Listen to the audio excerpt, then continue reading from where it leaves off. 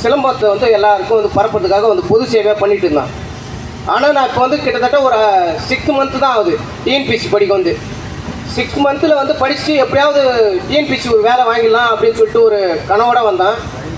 ஆனால் முதல் எடுத்த உடனே ஒரு தோல்வியை சந்திச்சிட்டான். நான் போய் எக்ஸாம் ஹாலில் போயிட்டு உட்காந்த உடனே பரவாயில்ல நம்ம படிச்சிட்டோம் 12th வரைக்கும் கண்டிப்பாக நம்ம பாஸ் ஆகிடுவோம் அப்படின்னு சொல்லிட்டு போயிட்டு உட்காந்தான்.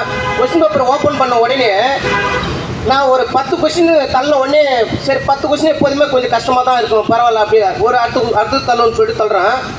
தள்ளின உடனே ஆஹா நம்ம மிஸ் பண்ணிட்டோம்பா, வரும்போதே ஒரு 4 கொட்டை புளியங்கொட்டை எடுத்துகிட்டு வந்துடலாம்பா அப்படின்னு நினைக்க தோன்றுச்சு.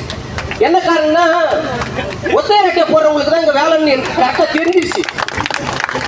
ஏன்னா நான் கண்டிப்பாக 4 புளியங்கொட்டை எடுத்துகிட்டு போகலையே, ஐயோ 5 ஆப்ஷனு, சரி 5 புளியங்கொட்டை எடுத்துகிட்டு வரலையே அப்படின்னு நினச்சிட்டேன் நான். ஏன்னா அந்த மாதிரி ஒரு சுச்சுவேஷன் அமைஞ்சிருச்சு.